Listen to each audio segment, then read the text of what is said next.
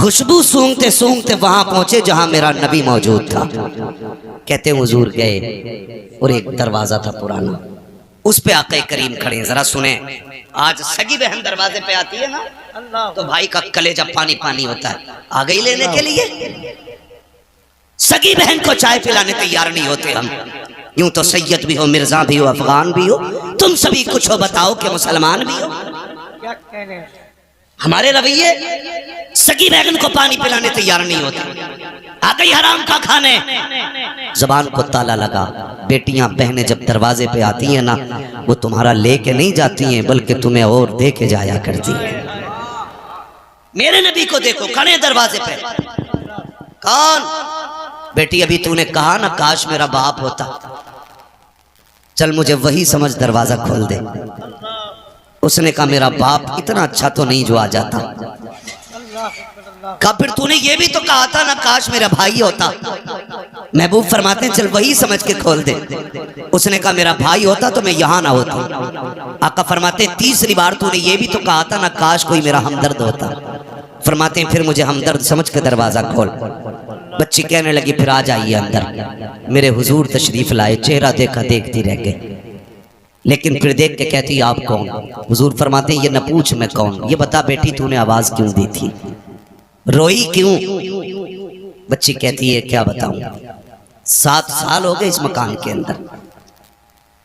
میں 8 سال کی تھی یا 9 سال کی تھی, اس وقت میرا باپ مجھے بازار میں بیچ کے گیا تھا اور یہ مجھے خرید کے لایا تھا.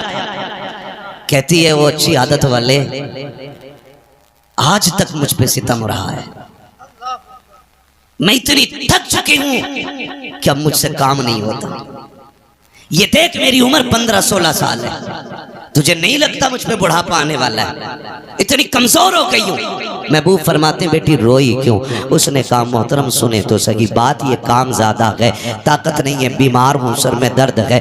آج جب مجھ پہ ستم ہوا مجھے یاد آیا میرا باپ 7 سال پہلے بیچ کے گیا تھا بازار میں.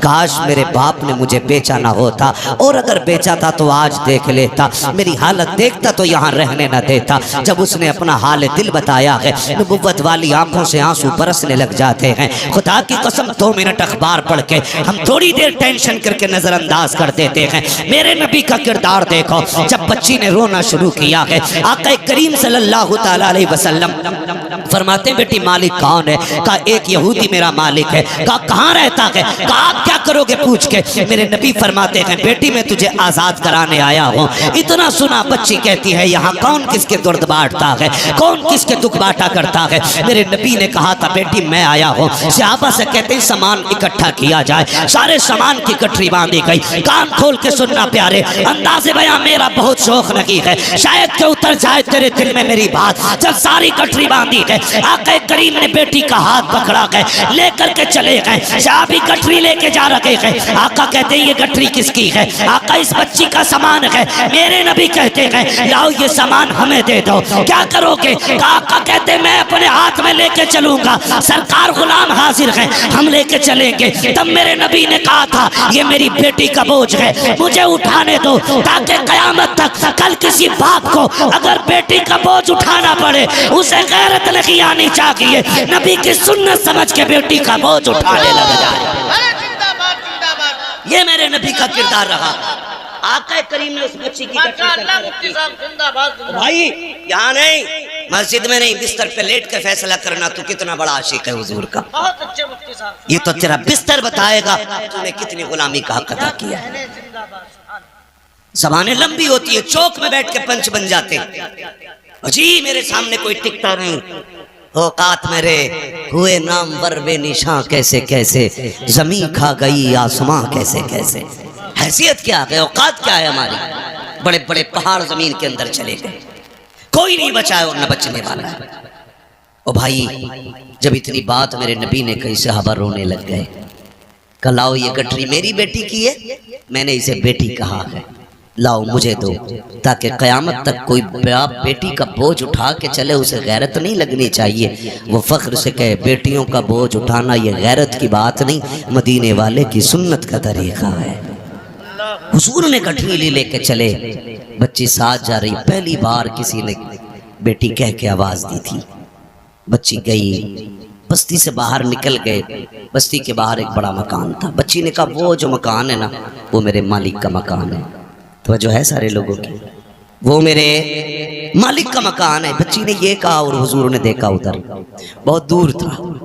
میرے حضور کی شان یہ تھی اگر ہزاروں کے مجمع میں بھی ہوتے کسی کا چہرہ صاف نظر آئے نہ آئے، میرے حضور کا چہرہ صاف نظر آیا کرتا تھا۔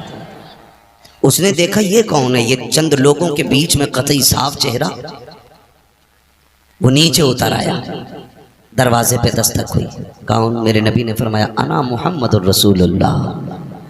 جیسی اس نے کہا نہیں کھولنا دروازہ، کیوں؟ کہا مجھے تمہارا دین قبول نہیں کرنا۔ میرے نبی نے فرمایا غرض اور ہے، کسی اور وجہ سے آیا ہوں، دروازہ کھول ایک سودا کرنا ہے، دروازہ کھول ایک سودا کرنا ہے۔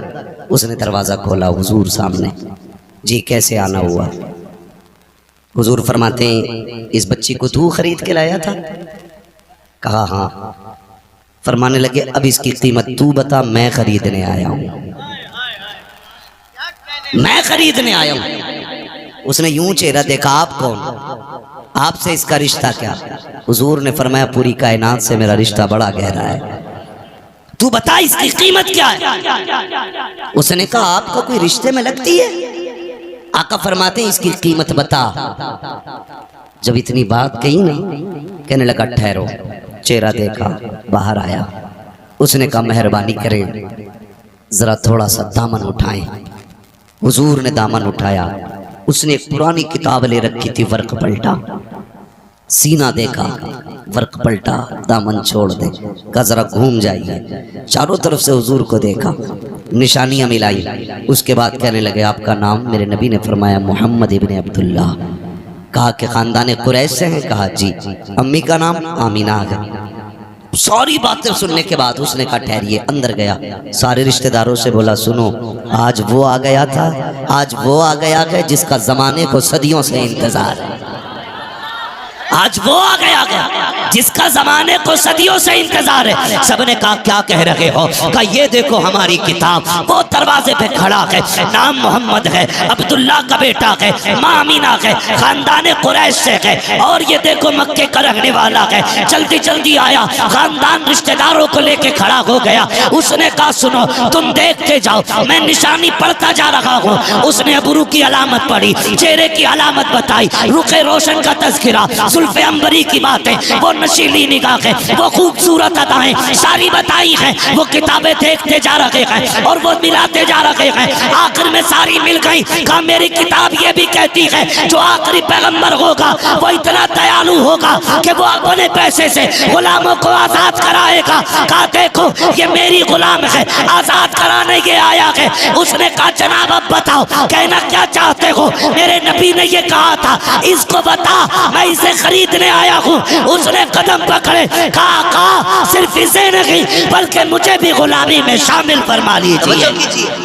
اس نے کہا کہ ایسا کون ہوگا جو غلاموں کو آزاد کرے؟ جب وہ کلمہ پڑھ کے مسلمان ہوا، رشتہ دار کہنے لگے رک بھائی، سارے معاملے میں برابر تھے تو یہاں پیچھے نہیں رہنا ہے، اگر تو نے حضور کا دامن تھاما ہے تو پھر ہمیں بھی حضور کا دامن تھامنا ہے، ہمیں بھی حضور کا دامن تھامنا۔ میں آپ سے صرف اتنا کہوں بیٹیوں کو بچانے کا کام میرے نبی نے کیا، بولو کیا کہ نہیں؟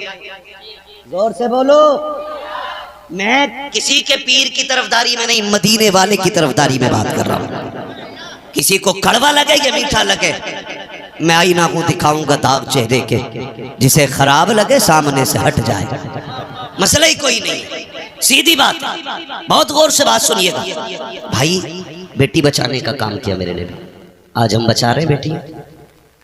خود سوچے ایک باپ بیٹی کو پالنے میں بوڑھا نہیں ہوتا ہے، بیٹی کو جوان کرنے میں باپ بوڑھا نہیں ہوتا ہے، بیٹی کو رخصت کرنے میں باپ بوڑھا ہو جا رہا ہے۔ کیا یہ حالات نہیں؟ دولہا مرا جا رہا، کہہ رہا بھینس والی زنجیر چاہیے، اللہ نے اچھا خاصا انسان بنایا تھا، گلے میں چین پہنے گا، ساس بھی نہ پہلے رہتی ہے میرے دماد کے لیے، وہ دماد ہے تیرا بکرا نہیں۔ مرد کو سونا پہننا حرام تو حرام، چاہے تیرا بیٹا ہو یا میرا بیٹا ہو۔ اور کہہ رہی سونے کی انگوٹھی پوری 1.5 تولے کی چاہیے، یاد رکھ جو دنیا میں سونا مرد پہنے گا نا اللہ اسے آخرت میں جہنم کی آگ کا زیور پہنائے گا. دیکھ لینا کھڑا ہو کے کہہ رہا پہناؤ لو رویے اپنے انگوٹھی شکل خاک کی نہیں سونا پہننے چلے.